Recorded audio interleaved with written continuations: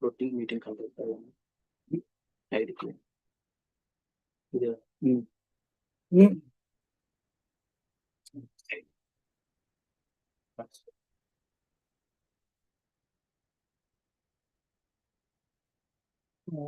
morning to all. Today, myself, Dr. Amit, I'm going to just present the seminar on tiny clues and big questions, the evolution of the minor anomalies in the newborn. So, the introduction, what is congenital anomalies? Congenital means the findings that was found at present at the time of birth, regardless of the causes. An anomalies is a statistical defect that deviates from the normal standard. They're classified in the major anomalies and minor anomalies. The major one is having the surgical, radical, or cosmetic importance, whereas minor anomalies having no any major surgical or cosmetic importance. Typically, these minor anomalies refers to the physical difference that occurs in less than 4% of the general population. Now, we have also the normal phenotypic variant that describe the features that is just away from the normal phenotype that is also present in the 4% of the general population. So minor anomalies sometimes can overlap with the normal phenotypic variants. Now this, why to evaluate? So some minor anomalies are the markers of the occult major malformations. As example, the sacral hair tufts or sacral skin abnormalities signifies the occult spinal dysreflexia. Some specific pattern of the minor anomalies, which occurring together points to a specific genetic syndrome, such as with the face, hand, and the feet deformities. They may have features of the Down syndrome, Edwards syndrome, and Patau syndromes. Presence of two or more than two minor anomalies is associated with the increased risk of having occult major malformations, and these needs evaluation. So whenever we are finding two or more minor anomalies, we have to go for the evaluation for the associated symptoms. Our next step to confirm diagnosis, either through the molecular technique, then we have to do the family counseling. So why it is important? Because these minor anomalies are difficult to appreciate and frequently are overlooked. More commonly in the areas of bodies where they are complex, such as face and the hands. So, what is the association with the minor to major anomalies? So it was seen that the 15 to 20% of the healthy newborn have one minor anomalies that is associated with the 3% high risk of major anomalies. Whereas the 0.8% of healthy newborn have two minor anomalies and that have association of 10% risk of major malformations. 0 to 5% newborn have three or more minor anomalies, and in that we have 20% of major malformations. So in a mechanism of these minor anomalies, we have three mechanisms. One is malformations mechanism, deformation mechanism, and disruptive mechanism. So in the malformation mechanism, they have mainly defect in the morphogenesis and it has a genetic association. Whereas deformation and disruptive mechanism that occurs due to that prenatal mechanical forces on the normal fetal structure. And in the disruptive, there is a structural defect resulting from the destruction or interruption of the normal intrinsic tissues. And they have rarely any genetic associations.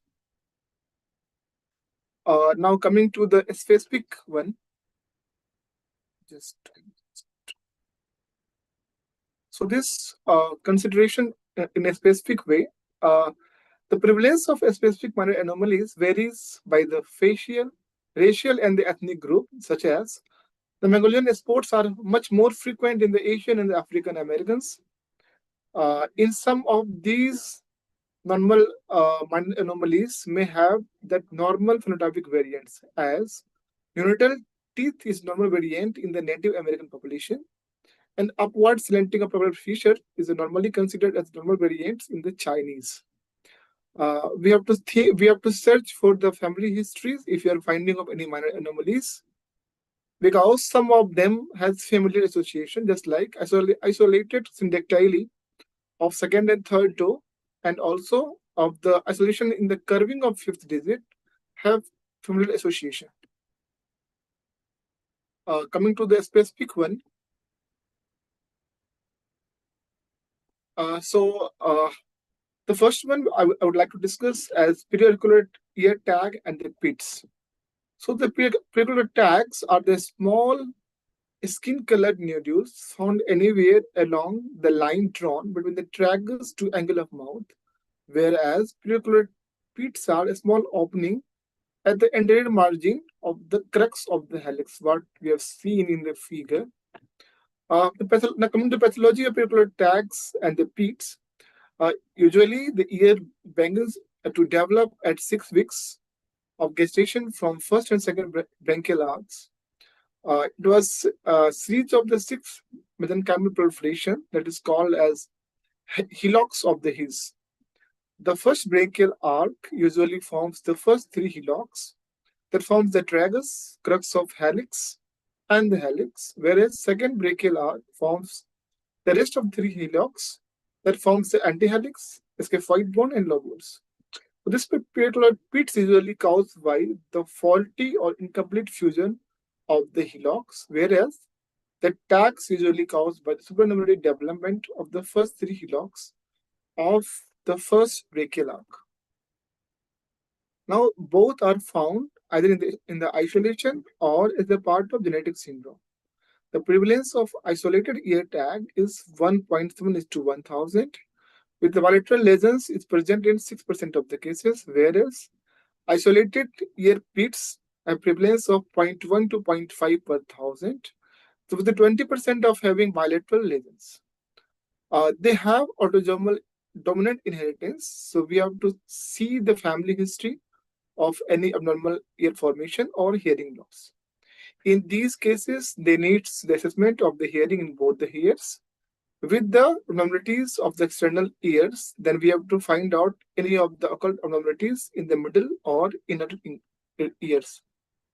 Now, whether the all cases of preauricular tag or PEETs needs USG-QAV, even in the isolated cases. So the study by Amit Kumar et al. In that they have seen that they have taken the control and the cases with the preauricular tag and the PEETs. In that they have seen that if there is an isolated renal ultrasound, if it is done for that isolated preauricular tag and the PEETs, there is no any association. So he concluded that the renal ultrasound is not indicated in the routine evaluation of the newborn infants with the isolated preauricular tag and the PITS. But if it is associated with the family history, then we have to go for that. Just like same, if it is associated with the syndrome, just like oculo-auricular vertebral syndrome, in that we have found with the tag, we have abnormalities of the external ears, microtia, facial asymmetry. Second things, whenever we found that ear tags and the pits, we have to look after for the brachial cleft fistula. In that, they're associated with the Bohr syndrome that is called as the brachio-otorenal syndrome. In these cases, this baby needs renal ultrasound. Most cases with the typical location of auricular tag and the pits are asymptomatic and do not need any surgery.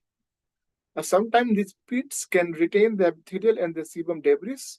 They evolve to subcutaneous cyst or infection and may lead to cellulitis and the abscess. In that, they need aspiration of the collection. In cases of recurrent cyst infection, surgical excision of the associated cyst and fistula tract is needed. Auricular tag and the preauricular tag can be excised for the aesthetic purpose or the cosmetic reasons. Now coming to the second one, it's a sacral dimple that we come across while doing the examination of the babies. So the neural tube, it is one of the spectrum of the neural tube defect. The neural tube defect is one of the most common congenital anomalies or disabilities. The closed spinal dysraphism, also called as occulta spina bifida, that occurs due to the defect caused by the failed fusion of the vertebral bodies. In that, the skin overlying is intact and there is enclosed spinal dysraphism. So for that, we have to see for the cutaneous abnormalities in the sacral area. So identification of the occult spinal lesions is important as early diagnosis and the treatment so that we can prevent the progressive and irreversible neurological dysfunctions. The Chris and Desai et al. Has seen the high-risk dorsal granule stigmata for the occult spinal dysraphism, and that includes the hemangioma, cutis aplasia, raised lesions just like hairy patches, masses, tail-like appendages, presence of multiple cutaneous lesions, and atypical sacral dimples. Now, we have to find out what is the typical sacral dimple and atypical sacral dimple. So the typical sacral dimples are defined by Rene Roberton et al. They suggested that the dimple at the back, if it is less than 2.5 centimeter or less than 25 mm from the anus, or in the size of less than 5 mm in the midline, and there is no any other cutaneous lesions, then they do not require any of the sacral scan. If it is atypical, just like if they having asymmetrical intergluteal creases, filled with the skin tags, filled with any fatty limbs, or any hairy patch pigmentation, or large enough, just like more than 5 mm, or high, that is, if it is more than 25 mm from the anus, and the bottom of the dimple is not visible as it is shown in the figure. The first one is the typical sacral dimple, and the another one is atypical sacral dimple. In those cases, it required the ultrasound, sacrum or spine, or MRI spine. So best method to assess spinal cord involvement in the high-risk newborn, less than 3 months, we have to go for the spinal ultrasound. More than 3 months, it's better to go for the MRI spine. So this atypical sacral dimple have association with the tethered spinal cord or with the spina bifida. Now, what we have to monitor? We have to monitor for the lower limb deformity as foot drop, weakness or atrophy in the lower extremities, talipes equinovarus, or dragging the foot. We have to also see for the bladder and the bowel dysfunction and lower extremities spasticity or the paralysis. So this is the diagram to approach for the sacral dimple. So as we discussed also, the typical sacral dimple is those which who has the size of less than 5 in the midline, situated less than 25 mm or 2.5 centimeter from the anus in the midline. And the base of the dimple is visualized in a good way, whereas a typical dimple in which any of the following present, just like size is more than 5 mm, situated more than 25 mm from the anus, and base of the dimple is not visualized, and it is not in the midline. In those cases of atypical dimple, we have to see for the neurologically. If neurologically is abnormal, then we have to take urgent pediatric consultation and ultrasound of the lumbosacral spine. If normal neurology, even though in that also with the atypical dimples, we have to go for the urgent USG spine. If it is abnormal or equivocal, then we have to go for the MRI spine. If it is normal, then reassurance and no further instruction needed. In the typical dimple, if it is normal neurology, nothing to do. If it is typical dimple with abnormal neurology, then we have to take the consultation from the pediatrics and we have to go for the further scans if required. Now coming to the another one, that is asymmetrical crying faces. So this is due to the absence or hyperplasia of depressor anguli oris muscles that leads to this asymmetrical crying faces. In that, what we found, when the faces are at the rest, it is symmetrical. But when the baby is crying, it is asymmetrical. And it is also with the dropping of the corner of the mouth on the unaffected side when crying or grimacing. So what we found in the hyperplasia or absence, in the normal side, there is a drooping of the corner of mouth. In the abnormal side, where it is absence, it was normal in the position. So that should be differentiated from the milder form of the facial nerve palsy. In the only asymmetrical crying face is due to the absence of this depression anguli orange muscles. In that, both nasolabial folds are normal with a symmetrical depth. But in the facial nerve palsy, we have to see these are obliterated. That is, the folds of nasolabial fold is obliterated and the depth is also obliterated. Whereas we have to also see for the abnormalities, while ability to lift their forehead and whether they have normal ability to close the eye or not. In the ACF, they have normal ability to close the eyes, and they're also having normal ability to lift their forehead. This is the figure which is showing the asymmetrical crying faces. In the first one, when the baby is in the rest, it looks totally normal. The face appears symmetrical. But when the baby is crying, the mouth is pulled downward on the sides where it is normal. And where it is abnormal, it is at the same position. So in this case, we have left ACF. So the diagnostic criteria in that it is clinical first. So as we discussed, one side going downward movement on the corner of the mouth, while the opposite side doesn't move during the crying, but at rest it is symmetrical. On palpation, we find that with the thinning of the lateral portion of the lower lip on the affected side. There is a normal or symmetrical forehead wrinkling. Closure of the eye is normal. Nasolabial fold depth is normal. Normal frowning, tearing, and nostril dilatation with the respiration. Normal conduction time and nerve stability is also. On ultrasound of that muscles, we found that the hypoplasia or agenesis of that depressed anguli orange muscles. So coming to the incidence is 0.63 to 0.82 general population. Male to female ratio is 2:1, so it is more prevalent in the male babies.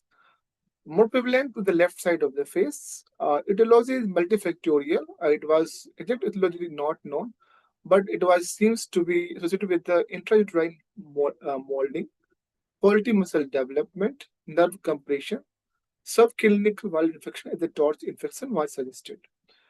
Family studies have shown that there is increased incidence among the first and second degree relatives. So there is a genetic contribution, it seems.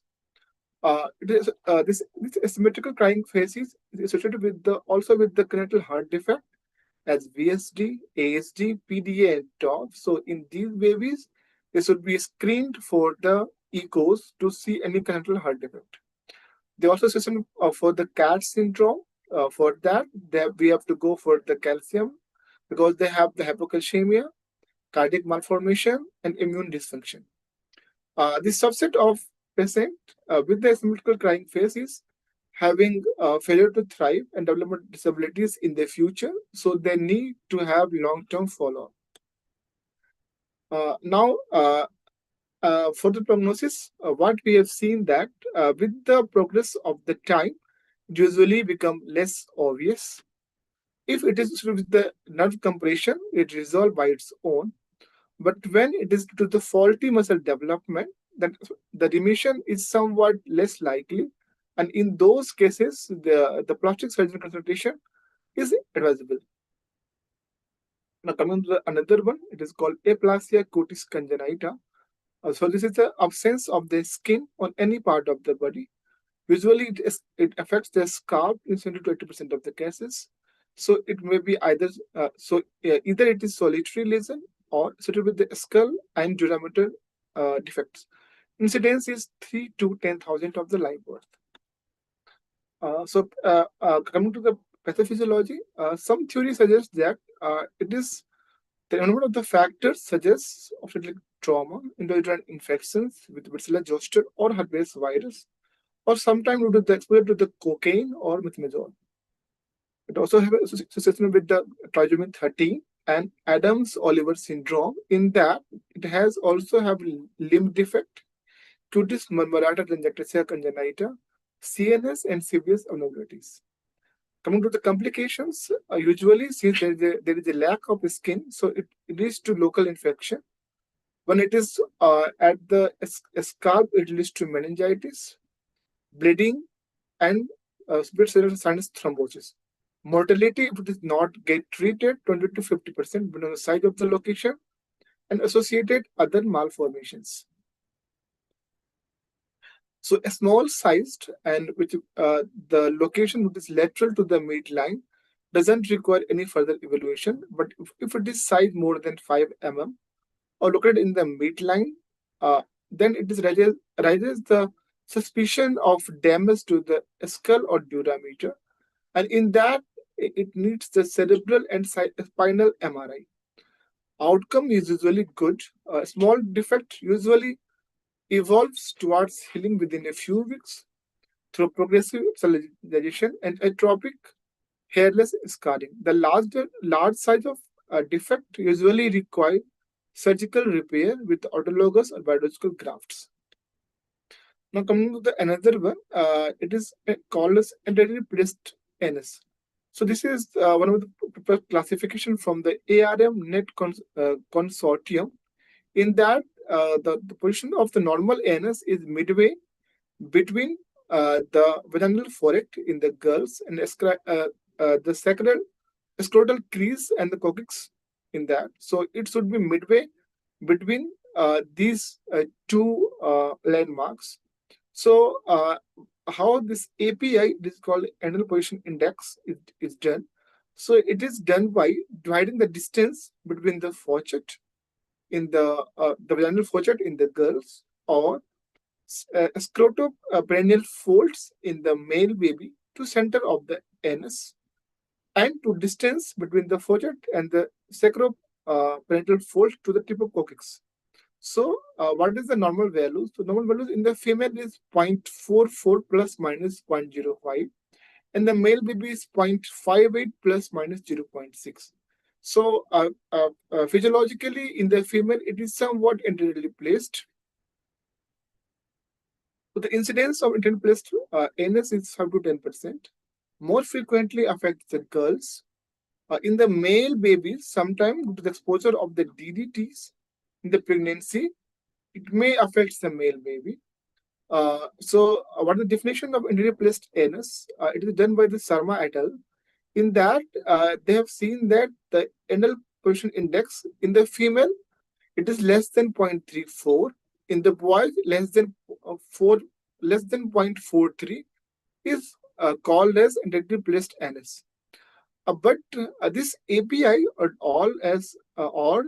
anal position index is not used routinely due to the absence of correlation with the clinical symptom. Then what to do in those cases? So in those cases, they have seen that with the ultrasound findings, so that they have done the ultrasound measurement of urethra to anus distance. In that, they have seen that the good correlation with the clinical symptoms.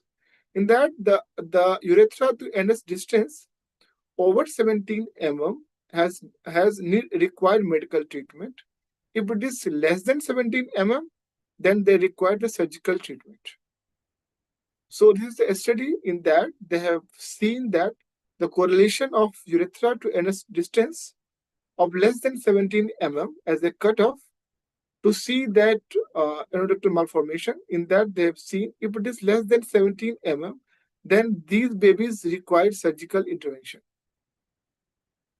Now, what the baby got, usually it is little with the constipation and straining with the stool. So in those cases, the stool softener or occasional glycerine suppositories is required. If it is not get managed with this intervention, in those cases, surgical repair after failure of the bowel management with the diet and hygiene will be done at 3 to 4 years of age. So my take-home message is a thorough examination of every neonates with a particular attention to identify of the minor anomalies is essential. The recognition of the minor anomalies can be the key to diagnose and management of the major anomalies. Whenever we found 3 or more minor anomalies are observed, a thorough evaluation for occult major anomalies should be undertaken. Thank you.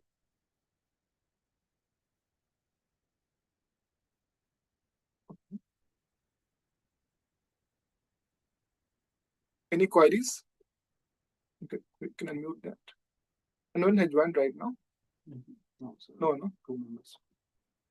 Can we see that members who are view home? Okay. Okay, so I don't think any queries anyone have?